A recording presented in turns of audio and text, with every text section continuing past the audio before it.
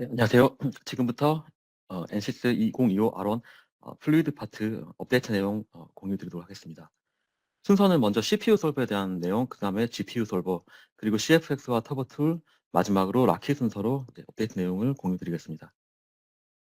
네, 먼저 CPU 솔버 업데이트입니다. 네, 처음 말씀드린 내용은 데스크탑 인터페이스에 대한 내용으로 저희가 일반적으로 사용하는 플루언트 GUI에 대한 이야기입니다. CPU랑 GPU 솔버 모두에 적용되는 이야기고요. 먼저 그동안 꾸준히 요구가 있었던 그 메저링 툴, 메저 툴에 대한 업데이트가 있습니다. 그림에서 보시는 것처럼 그래픽스 윈도우에서 사용자가 두 점 사이의 거리 또는 두 선 사이의 각도를 직접 측정을 할 수가 있습니다. 예를 들어서 두 선 사이의 각도를 측정하기 위해서는 세 점을 클릭을 하면은 그 세 점이 이루는 두 라인 사이의 각도를 측정하게 됩니다. 그리고 단순히 두 점을 클릭을 하게 되면은 두 점을 잇는 거리를 측정을 할 수가 있습니다. 네, 그리고 2호 R1부터 멀티플 그래픽스 오브젝트에 대해서 한 번에 그 그래픽스 윈도우의 여러 창을 동시에 플랫할 수 있는 기능이 추가되었습니다. 네, 그리고 두 개 이상의 플루언트 세션 간의 세팅 트랜스퍼가 아주 간단한 방법으로 구현할 수 있게 되었습니다. 예를 들어 왼쪽 아래 그림에서처럼 하나의 세션에서 그 다음 세션으로 드래그 앤 드랍을 통해서 솔루션 아래에 있는 노드라든가 리졸트 아래에 있는 노드를 간단하게 세팅 트랜스퍼를 할 수가 있습니다. 뿐만 아니라 오른쪽 아래 그림처럼 카피 투 클립보드를 이용을 해서 어, 현재 세팅을 카피하고요. 그런 다음에 다른 세션을 가서 페이스트 기능을 통해서 세팅을 그대로 복사할 수가 있습니다. 네, 그리고 UI 오퍼레이션에 대한 시간을 대폭 단축하였습니다. 전반적으로 4배에서 15배 가량 스피드업을 이루었고요. 어, 하나씩 살펴보면은 처음에 이제 원투원 오토 페어링, for non-conformal interface 같은 경우에 표에 보시면은 이제 두 가지 케이스에 대한 비교가 있는데 24R1부터 25R1까지 확인해 보시면은 시간이 굉장히 단축되는 것을 알 수가 있습니다. 24R1에 비해서 첫 번째 케이스는 6배, 두 번째 케이스는 10배 정도 시간이 단축되었고요.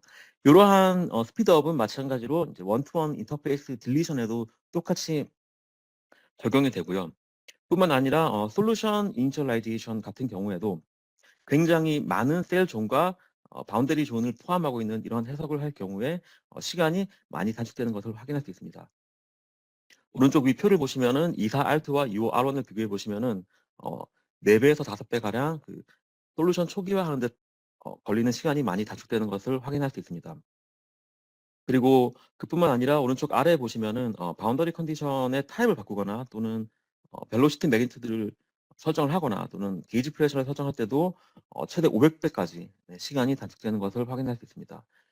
이러한 효과는 셀 존이 굉장히 많고 또는 바운더리 존이 굉장히 많을 때 특히 유용하기 때문에 배터리 해석 등에 특히 유용하게 사용이 될 수가 있습니다. 그리고 프리퍼런스에 가셔가지고 옵티멀 인풋 데이터를 활성화하시게 되면은 오른쪽 아래 그림처럼 사용자가 실시간으로 화면을 이동하거나 회전하거나 줌인 줌아웃 할 때 실시간 렌더링이 가능하게 되었습니다. 이러한 부분도 포스트 프로세싱 할 때 굉장히 강력한 기능으로 사용자의 그런 프로덕티비티를 높일 수 있게 되었습니다. 그리고 2호 R1부터 새롭게 도입된 기능인데요. 리본 메뉴에 트랜지언트 포스트 프로세싱 탭이 추가되었습니다. 그래서 기존에는 트랜지언트 해석을 하게 되면은 하기 전에 미리 솔루션 애니메이션 등을 통해서 애니메이션을 만들기 위한 그림 파일을 먼저 정의를 해야 하지만 지금부터는 트랜지언트 포스트 프로세싱 탭을 이용해서 해석이 끝난 뒤에도 애니메이션을 생성할 수 있고요. 그리고 각 타임 스텝에 대한 데이터 파일을 저장하게 되면은 오른쪽 그림처럼 이전 데이터의 히스토리가 남아서 마치 CFD 포스터나 엔사이트와 같이 트랜지언트에 대한 해석 결과를 포스트할 수 있게 되었습니다. 네, 그리고 파라메트릭 워크플로우에도 기능 향상된 부분이 있는데요. 먼저 리포트를 만들 때 PPT 포맷으로 만들 수 있게 되었습니다. 이 PPT 포맷 리포트 내에서 여러 가지 DP에 대한 디자인 포인트에 대한 결과를 임포트해서 각 디자인 포인트 대한 결과들을 비교할 수도 있고요. 그리고 이 PPT 포맷에 대한 리포트 제너레이션은 파라미터릭 워크플로우뿐만 아니라 일반적인 해석 워크플로우에서도 PPT 타입의 리포트가 생성이 됩니다. 그리고 옵티슬랭 라이선스가 있을 경우에는 프론트 그래픽스 윈도우에서도 네이티브 옵티슬랭 포스트 프로세싱이 지원이 됩니다. 네, 그리고 해석에 대한 그런 상세 세팅을 텍스트 포맷이나 또는 HTML 포맷으로 익스포트 할 수 있는 기능이 베타 버전에 추가되었습니다. 네, 그리고 플론트에서도 이제 파이썬 커맨드를 이용할 수 있게 되었는데요.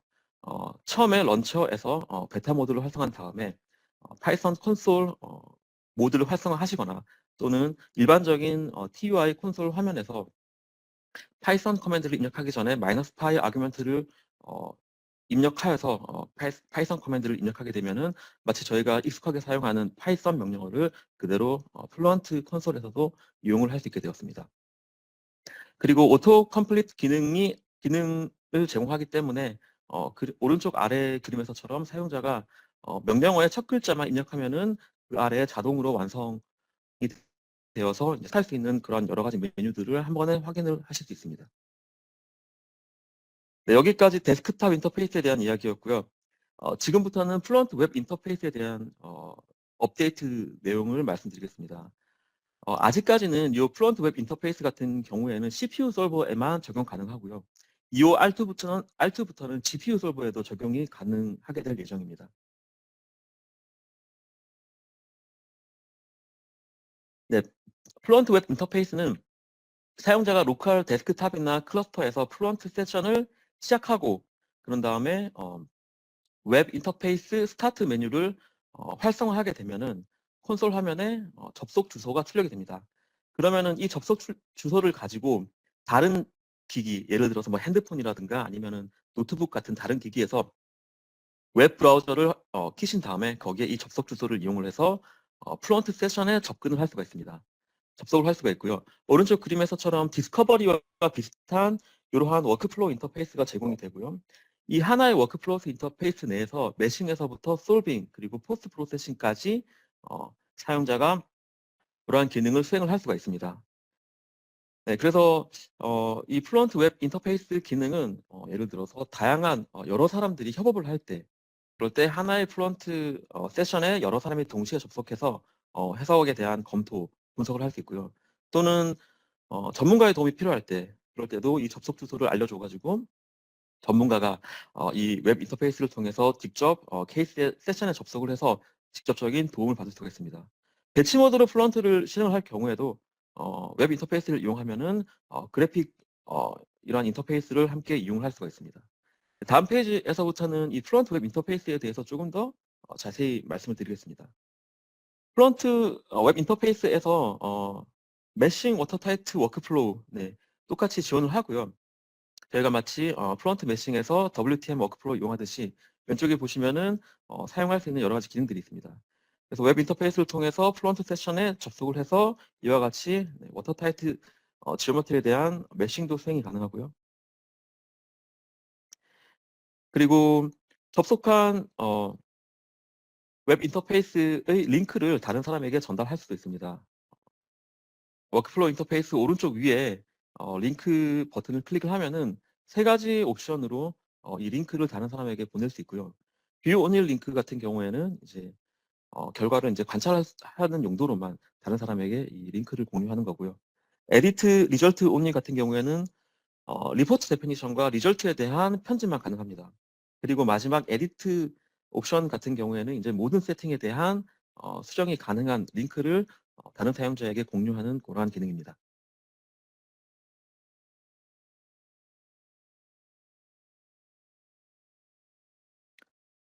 네, 그리고 프론트 웹 인터페이스에서는 마찬가지로 포스트 프로세싱 기능도 제공을 하고 있습니다. 아래 그림에서처럼 파티클 트랙과 패스 라인에 대한 애니메이션도 만들 수 있고요.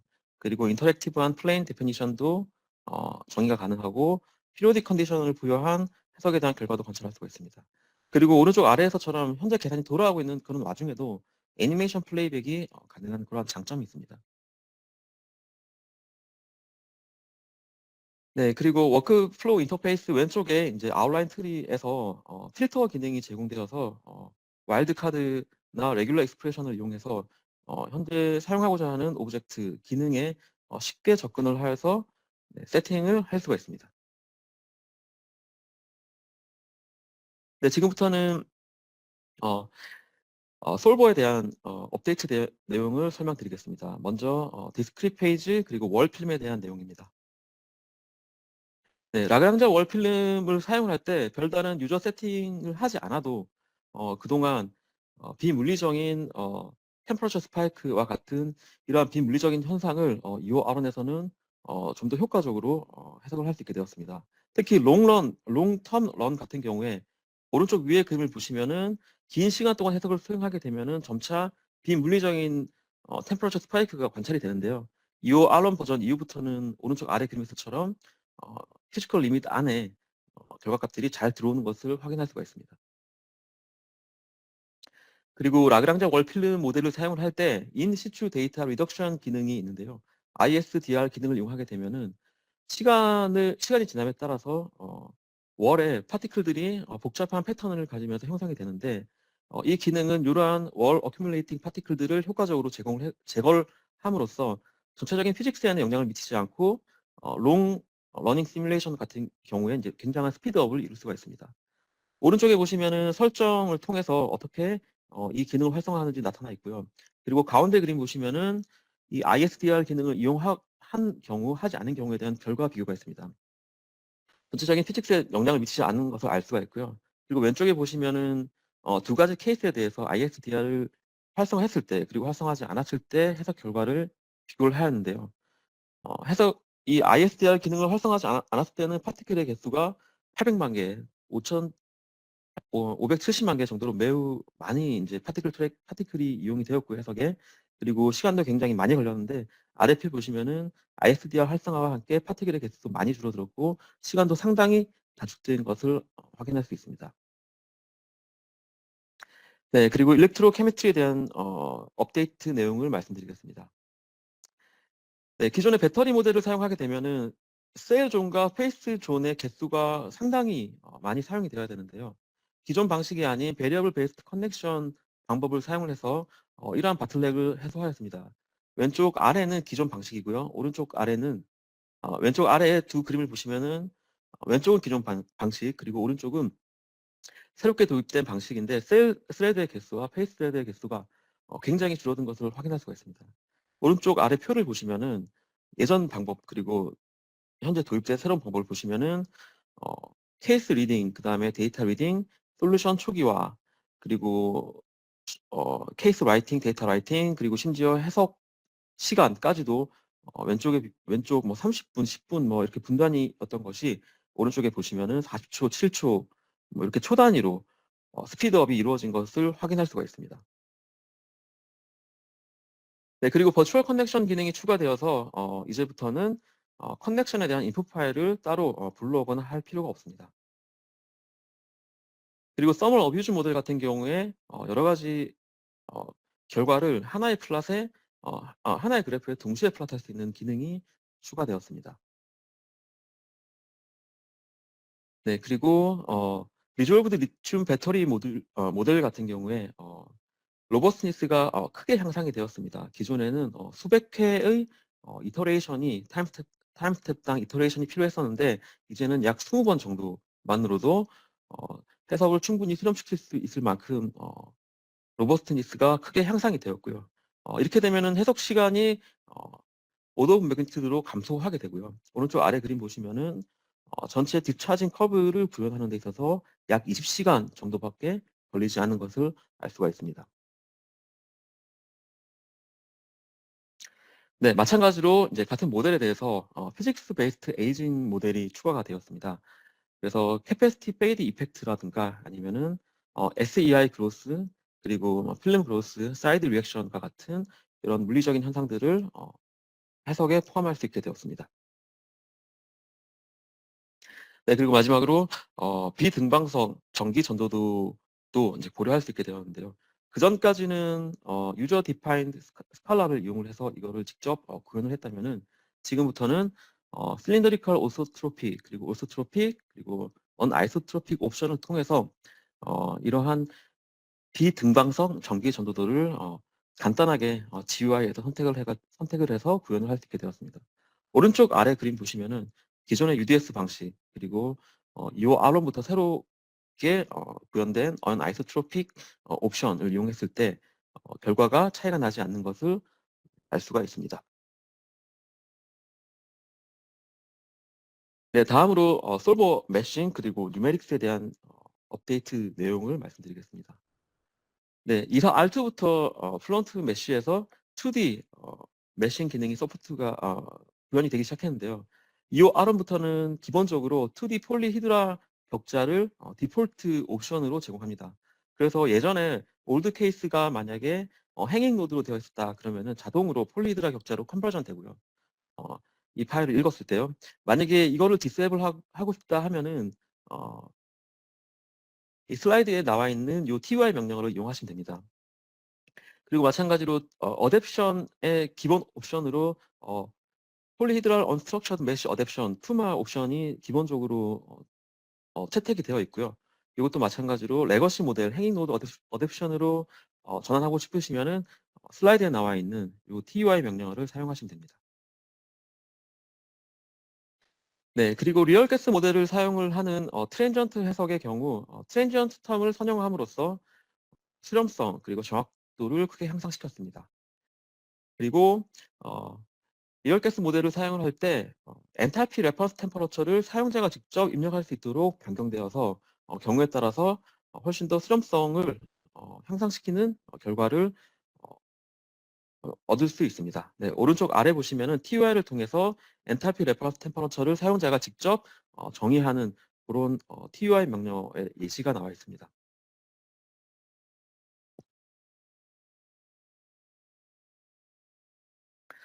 네, 지금부터는 NCS 플런트 GPU 서버 업데이트에 대한 말씀을 드리겠습니다.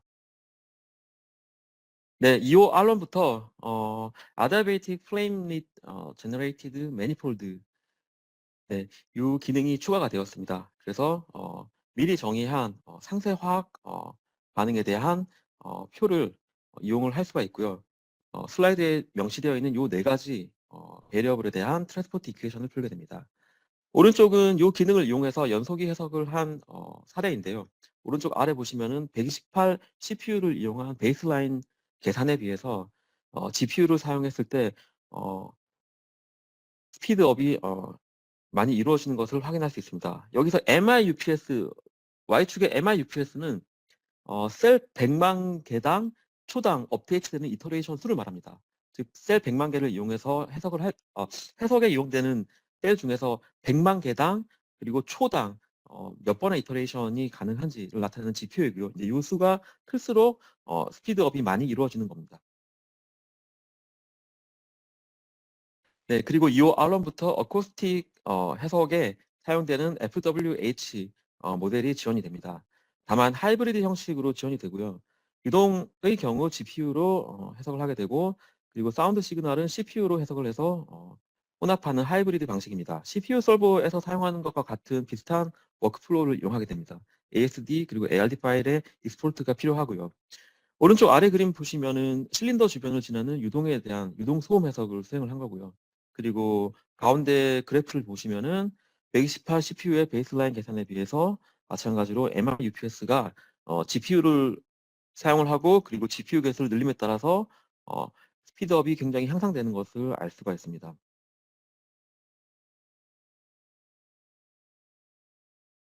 네, 그리고 GPU 사이드에서 이제 터뷸런스 모델링 같은 경우에 그동안 좀 제한적인 기능만 사용이 가능했는데 어, 2호 R1부터 이제 다양한 기능들, CPU에서 지원되고 있는 다양한 기능들도 GPU에서도 이제 똑같이 이용할 수 있고요. 라미나 터뷸런스 트랜지션 모델, 이제 감마 알지브레이크 트랜지션 모델도 이제 사용 가능하고요. 그리고 하일리 커브드 그리고 스월링 플로우 같은 그런 커버처 코렉션이 필요할 때 마찬가지로 GPU 솔버에서도 커버처 코렉션 스킴을 이용할 수가 있습니다. 그리고 LES를 위한 월 모델링 옵션으로 제너릭 월 모델드 LES 포뮬레이션 기능이 추가되었고요. 그리고 옵티마이즈드 LES 뉴메릭스 기능이 추가되었고 이거는 트랜지언트 해석을 할 때 이터레이션 수를 많이 감소시키는 그런 역할을 하게 됩니다. 그리고 이사 R2 버전까지 베타 버전으로 지원되었던 월 러프니스 모델, 입실론 계열의 난리 모델을 사용할 때 월 러프니스 모델이 이제 2호 R1 버전부터는 정식 출시하였습니다. 네, 그리고 서피스 투 서피스 레디에이션 모델도 GPU 솔버에서도 이용할 수 있게 되었고요. GPU 솔버에서는 오히려 CPU보다 훨씬 더 간소화된 워크플로우를 제공하게 되었고요. 그리고 뷰 팩터도 익스플리시트하게 계산할 필요 없고 클러스터링에 대한 알고리즘도 많이 개선이 되었습니다. 그리고 주기적인 조건에도 컨포멀, 논컨포멀 모두 다 주기적인 조건에도 S2S 레디에이션 모델을 적용할 수 있게 되었습니다. 디스크릿 페이지 모델 같은 경우에 매스 트랜스퍼에 대한 투웨이 커플링이 가능하게 되었습니다. 네, 그래서 파티클에서부터 이제 주변 백그라운드 유동에 대한 매스 트랜스퍼 기능이 구현이 되어서 이제 싱글 컴포넌트에 대한 이바포레이딩 그리고 보일링 파티클의 해석이 가능하게 되었습니다. 그래서 연소 해석에 굉장히 유리한 부분 그러한 기능을 지원을 하게 되었고요. 그리고 2사 R2 버전까지는 사용할 수 없었던 펜 바운더리 컨디션 그리고 포런스 점프 바운더리 컨디션도 2호 R1부터는 사용을 할 수 있게 되었습니다. 아래 그림 보시면은 CPU와 GPU 케이스의 비교된 그림을 볼 수 있는데요. CPU와 마찬가지로 각각의 바운더리 컨디션이 잘 구현되고 있음을 확인할 수가 있습니다. 네, 볼륨 오브 플루이드 메서드는 베타 모델로 현재 지원이 되고 있고요. 하지만 좀 기능이 제한적으로 지원되고 있습니다. 슬라이딩 메쉬 기능 사용 가능하고요. 그 다음에 라미나 플로우 사용 가능하고 랜스 모델까지 사용 가능합니다. 하지만 아이소서멀 캐큘레이션에 한정해서 사용 가능하고요. 즉 에너지케이션은 아직은 계산에 포함시킬 수 없습니다. 그리고 스페시스 트랜스포트라든가 DPM 모델, LES를 함께 사용을 할 수 없고요. 그리고 인터페이스 트래킹 같은 경우에는 아직은 컴프레시브 스킴을 이용한 임플리시트 워프 방법만 지원이 가능합니다. 네, 그리고 푸어 메시, 그러니까 격자 퀄리티가 좋지 않은 경우에 로버스티스를 향상하기 위한 이런 다양한 옵션들이 제공이 됩니다. 첫 번째 옵션은 CPU에서 저희가 일반적으로 사용하는 푸어 메시 누메릭스 옵션과 동일한 그러한 기능을 가진 옵션을 이제 푸어 메시 로버스티스 어, 이름으로 이제 제공이 되고요. 어, 그래서 이 슬라이드에 나와 있는 이 TY 명령어를 이제 그대로 이용하시면은 이제 푸어 메쉬 로버스니스 옵션을 활성화하게 됩니다.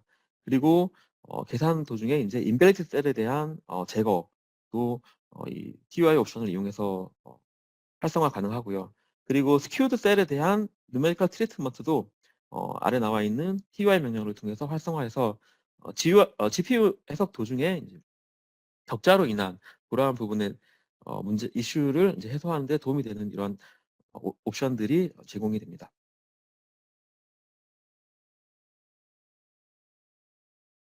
네, 그리고 커플드 솔버에 대한 퍼포먼스도 많이 향상이 되었습니다. 커플드 GPU 솔버의 경우 계산 시간이 약 30%까지 감소되었고요. 그리고 메모리 컨섬션도 싱글 프리시전 같은 경우에는 20%, 그리고 더블 프리시전 같은 경우에는 25%까지 감소가 되었습니다. 오른쪽 위에는 스피드에 대한 비교, 그리고 아래에는 메모리에 대한 비교입니다.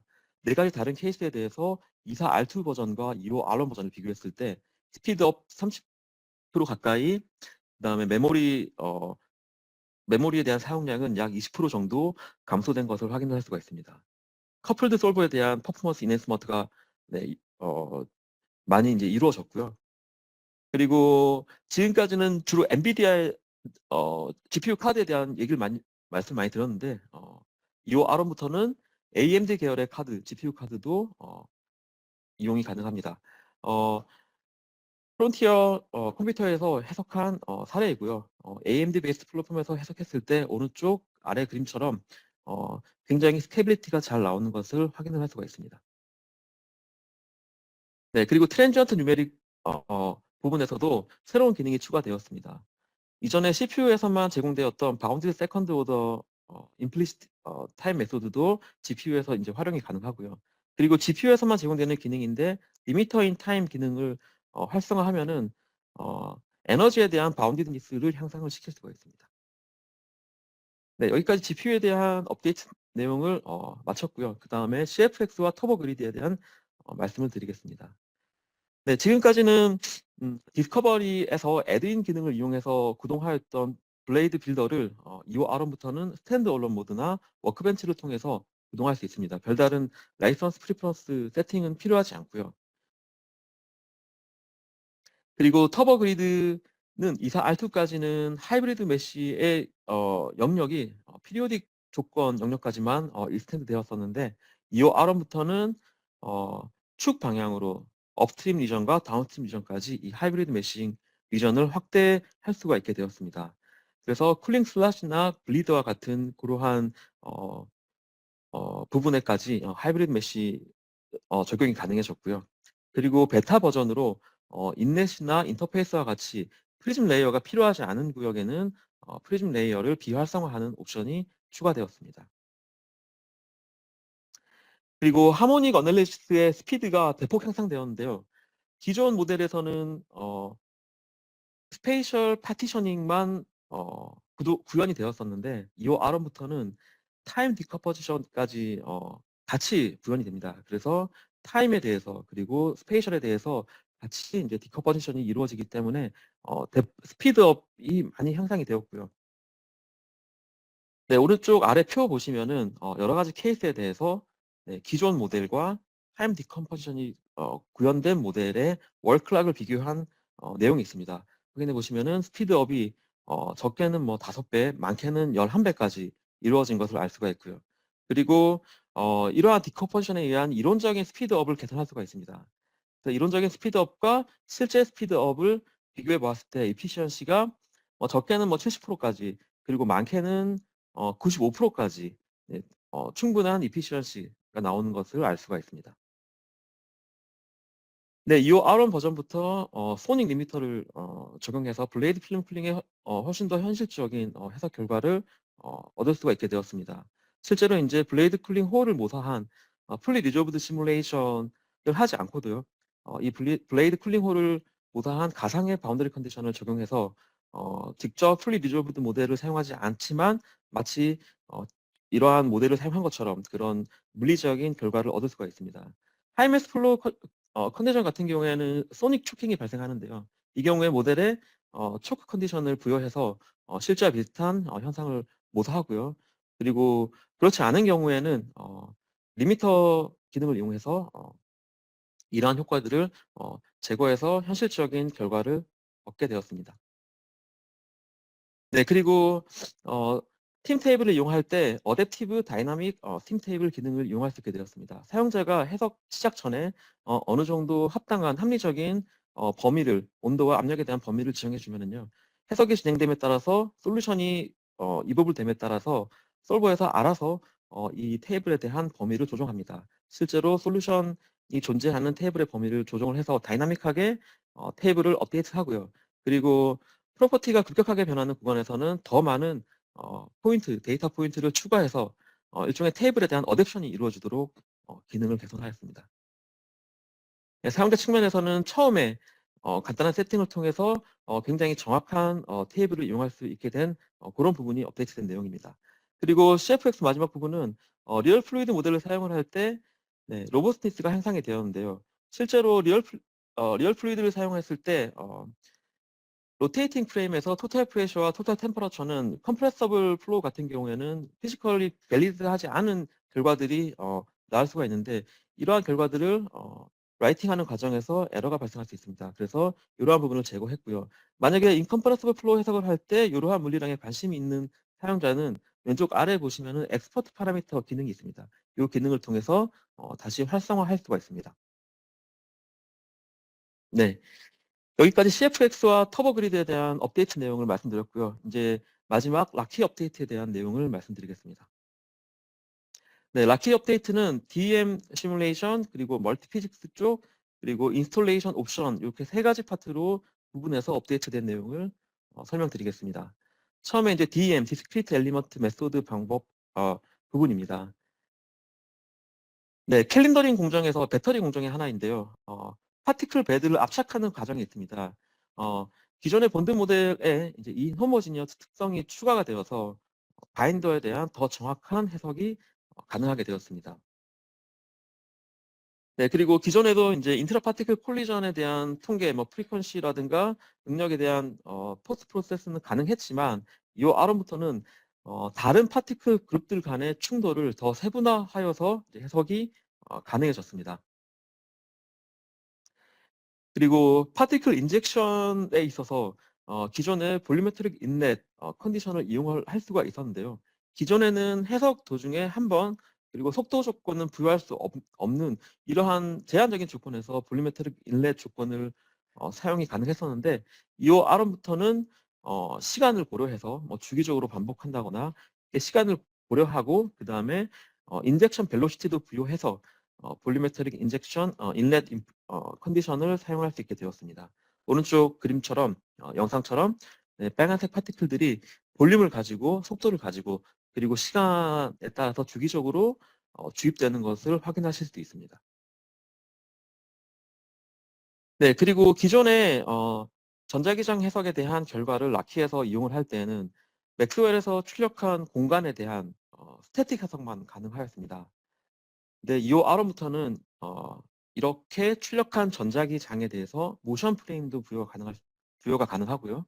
그리고 이로 인한 이제 이러한 기능을 활용해서 타임 피리오딕 트랜지언트 해석도 가능하게 되었습니다.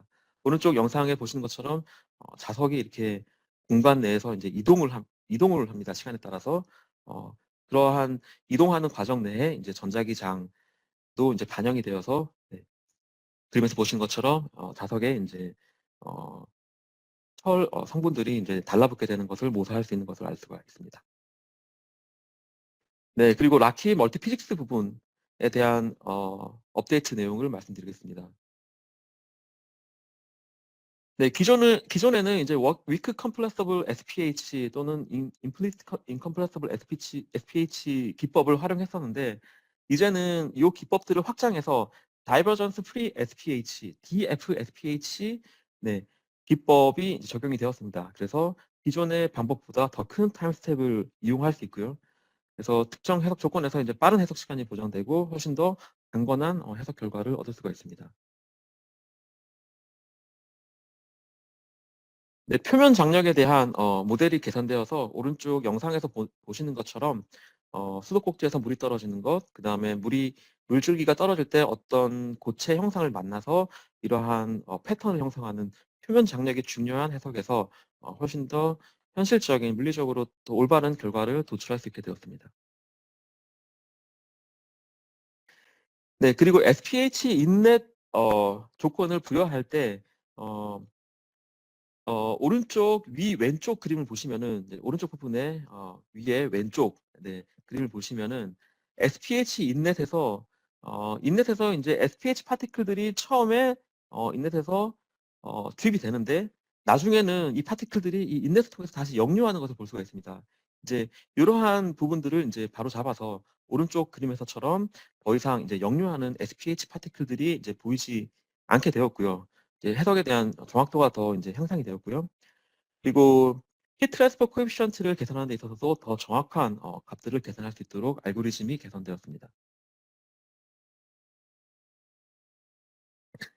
네, 그리고 라키에서는 전자기장에 사용되는 모듈이 4개가 있었는데 이제는 하나로 통합이 되어서 사용자 편의성이 크게 개선되었고요. 네, 이 그림은 전자기장 모듈을 사용을 해서 해석한 마그네틱 세퍼레이터의 해석 결과입니다. 네, 그리고 라키와 플런트 사이의 투웨이 커플링에 대한 정확도도 크게 향상이 되었습니다. 왼쪽 아래 동영상 보시는 것처럼 CFD만을 이용했을 때 그리고 라키와 플런트와의 커플링을 이용했을 때 해석 결과를 보시면은 상당히 유사한 결과가 나오는 것을 확인하실 수 있습니다. 네, 그리고 기존의 모션 그리고 다른 뭐 아담스와 같은 다른 다물체 동역학 프로그램이 이제 별개로 라키 내에 모듈로 존재했었는데 이제는 이러한 다른 프로그램들을 하나의 모듈로 통합해서 사용자 편의성이 크게 개선이 되었습니다.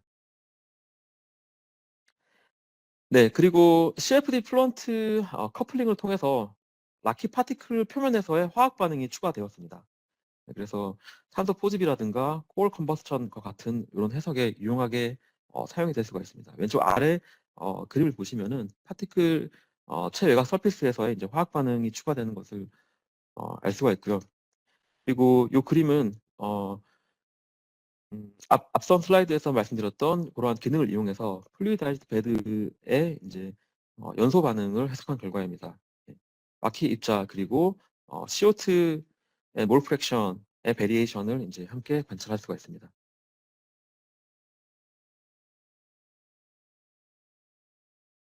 네, 그리고 스프레이 노즐 형태로 마치 분무기에서 물을 뿌려주는 것처럼 이러한 코니컬 형태로 입자를 분사할 수 있는 이러한 기능이 라키에 추가되었습니다.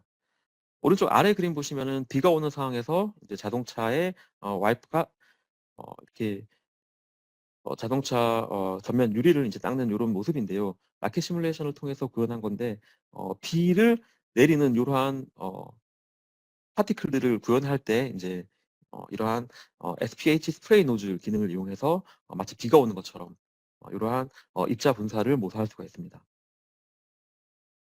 네, 그리고 마지막으로 이제 인스톨레이션 옵션에 대한 말씀을 드리겠습니다. 라키 스튜던트 버전이 출시되었습니다. 그래서 아카데믹한 목적으로 무료로 이용할 수 있고요. 그리고 라키가 이제 플루이드 패키지에 통합되어서 이제 플루이드 패키지만 인스톨하시면은 자동으로 라키도 인스톨됩니다.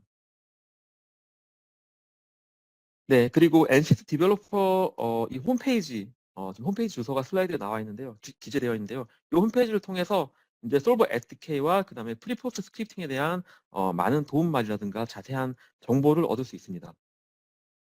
포스트 프로세싱과 UI UX도 많이 향상이 되었고요. 어, 그리고 마지막으로 퍼포먼스에 대한 말씀을 좀 드리겠습니다. 네, 이거는 기어박스 케이스이고요. SPH 해석을 할 때 지금 이 기어박스 해석 같은 경우에는 1600만 개의 SPH 파티클이 이용이 되었는데요. 왼쪽 그림에서 보시는 것처럼 24R2 버전과 비교했을 때 대폭 컴퓨테이셔널 타임이 줄어든 것을 확인할 수가 있습니다.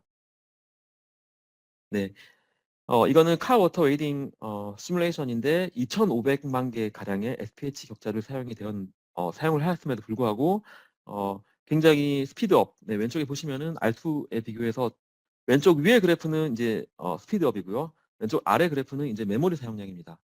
약 3배 이상 스피드업이 이루어졌고 그리고 메모리도 1.3배 적게 사용되는 것을 확인할 수가 있습니다. 네, 여기까지 2025 R1 플루이드 업데이트에 대한 내용을 모두 말씀드렸습니다. 네, 저는 NCT 코리아의 이정훈 프로였습니다. 감사합니다.